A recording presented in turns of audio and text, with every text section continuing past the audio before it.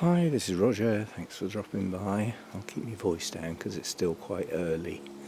I'm out in the garden, not because this is a gardening video, but because I wanted to do a bit on the Disas, and they're out here. I'm not bringing them in just to film them, so I thought we'd have a look at them out here.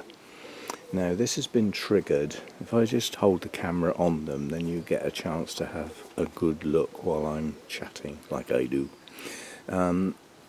This has all been triggered really by quite a few of the comments following the clip in my Sunday chat video of Alan's grow space or greenhouse, and the fact that his Disas in some cases are doing quite poorly and some have failed. Now I've been through all that, and you have to bear in mind that there's 6 large pots in there. There was once 6 large pots in there. There are now none. These 2 are new. These were bought in this year. So I've lost 6 big potfuls. All of these are the same species or hybrid, and so are these, and so are these. So I now only have 3 types of Disas. I used to have 9. So that's how bad my failure is. But what I believe, you have to bear in mind there's 3 of us. There's Alan, me and Ken. Ken's the chairman of Bournemouth Orchid Society. We had a little bit of a falling out a few years ago, but we're best buddies again now. And basically, us 3 all bought Disas at Burnham's last year, and then I bought some more. Whether the others did or not, I don't know. So we all end up starting from the same point, and both Ken and Alan had some in flower this year. I didn't, so they did a bit better than me from that point of view. But you have to bear in mind these are cool to cold growers. We've had a hot summer. There's been constant heat, and under those circumstances these are very difficult, if not impossible, to keep cool as they would like. I mean, I've actually got RO water in the freezer as ice cubes, and when we get a hot day I come out midday and put ice cubes in the water to try and cool the roots down a bit. It may or may not help, but it does no harm, and it's not really any effort, is it? So that's what I'm doing to try and keep them cooler. But I don't know what Ken's doing. I will see him on Saturday at the Burnham's Orchid Fair, because Bournemouth Orchid Society will have a display there, so Ken will be there. And I might have a chat to him specifically about what he's doing with his Disas. If he went in Alan's grow space and saw Alan's Disas, I can virtually guarantee that if he hasn't already done that, he now won't, having seen the results of what Alan's done. Now Alan's taken out all the young growths and potted them up in the middle of summer basically, and I personally think that was a mistake. He's also put them in massive pots. I mean, these size pots, whatever these are, just 4.5 inches square. This is for 4 or 5 reasonable sized plants. You could just have one specimen plant in the middle, but whatever. And he was putting little tiny growths like this in a pot that size, or even bigger than that. That's a lot of media. And basically, when he said he took the young growths out, they didn't really have any roots or any tuber underneath them. So I'd have thought that was reasonably obvious that that was not the time to do it. So I've decided I'm not touching mine this year. I will bring them in when we start getting the really cold weather. These can go down to 5 degrees quite happily, but I wouldn't want them to go any colder than that. So obviously at some point they'll have to come back in the grow room. But I'm not going to touch mine. Now the progress on mine, this potful here, this was bought in flower with these young growths. Now these young growths are pushing on quite strong. This one is now bigger than this one. This will flower next year. And the most important thing with the Disas is that they keep their central growth. Without that, they won't continue to grow. Yeah? So we've probably got 1 or 2 flowering size plants for next year in this pot. Then over in this pot, that's the one that flowered with the spike. This one's pushing on to roughly the same size. Got another one here, and another one there, and another little one underneath. So I think these 2 potfuls are going to do okay. And I'm certainly not going to disturb them until early spring, late winter, early spring, at which point I might repot them to remove these, because these will die, the ones that are flowered. And it is said, I haven't got enough experience to say yes or no, that when they die they rot, and the rot can set off rot in the plants around them, because it's down in the pot. So fair enough.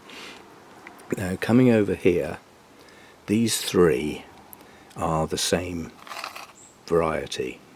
This is Disa Suzette James Clone 24, and all 3 of these pots are the same. Now if you look here, this pot's got 1 tiny new growth that hasn't failed yet. I can still see the central growth, so that may push on. In this pot we've got 1 that is growing. In this pot we've got 1 very strong new growth. It looks a bit odd, but it is growing, and a couple of small ones. So I don't think I'm going to lose that variety. This one is doing a lot better. Now, no blooming size plants here, so we don't have to worry about a blooming size plant rotting. But what we do have is this. Where there's a reasonably large plant, but the growing tip's gone, that's failed. So that can't progress now. But it can support the little new growths, of which there are 1, 2, 3 just there, and another one over here. This one's lost its growing tip, so that one's failed, which is a pity because that's the 2 largest ones. This one still has its growing tip, so this could push on and possibly get to flowering size. This pot, that's lost its growing tip, so's that, and so's that. But we do have a nice strong new growth coming there, very weak one there, and another one there. So in this pot we have 3 at least new growths. In here, that's lost its growing tip, so's that. And at this point there are no new growths, so this pot may completely fail. So that's the state of play with mine. We're not at a total loss yet, by any means. And I'm confident that these were bought this year in those pots, and I'm not touching them until next year at the very earliest. So I'm sure we will have success with those. I'm sure somewhere in here are some successes. Over here it's hanging on by the skin of its teeth basically, because that, like I said, that's all in that pot. That's all in that pot. And then we've got this little cluster here, which hopefully we will get something out of. So that's the state of play with mine. I change the water every sort of 5 or 6 days. I was told to do it weekly, and that was by Jim Durrant at the Mathers Foundation when he was talking about his Disas. He said if you haven't got a replenishment system whereby you're feeding in clean water one end and it flows through and comes out the other end and possibly gets filtered and goes back in or whatever, he said, then if you get away with it, if you change it once a week, you'll be fine, and make sure it's rainwater. Well, I'm doing pretend rainwater because I haven't got any. So I've got RO water with a bit of feed in, which I oxygenate with a bubbler, what do you call them? Air stones that you would use in an aquarium. So I oxygenate the water, put a bit of feed in, and then change the water in the trays, and that replicates rainwater as best I can. So that's the state of play with mine. There's quite a few people at the Cornwall Orchid Society and the Devon Orchid Society that grow Disas that will be there at Burnham's on Saturday. The guy who I bought mine off of, not these two, some of these, he could be there as well. But if you talk to each one of those in turn, they all do things slightly differently. They've all got a different mix that they use. You know, some of them will say, oh, I keep them in a centimetre of water. Some of them will say, I keep mine in 1.5 inches of water. They all do things slightly differently. So I think there's room for adapting to something that works for me. I just have to find what that is. So I've said in the past, these are not difficult to grow, they're just different. And you have to get it right. And at that point, these are quite vigorous, quite easy to look after plants, albeit that they live in water, which is different. Anyway, that's it for today. I've now got to get my watering can out and water everything in the garden, which I've been doing for months on end, every single day, because we don't get any rain. This is the worst year I've ever had for having to water stuff in the garden. But if you put stuff in tubs and you keep bonsai, then you need to water every day. So I need to crack on with that now. So anyway, that's the state of play with the Disas. They live here in bright light. They get the breeze, so they get some fresh air around them, which is always good.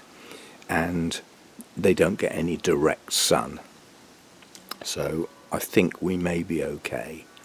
There you go.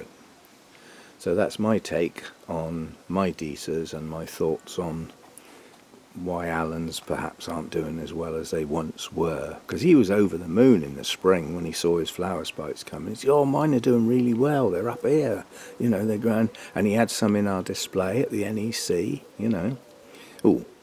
Talking of our display at the NEC, I got contacted yesterday by the British Orchid Council to say, how did we want our money paid, because we won a prize.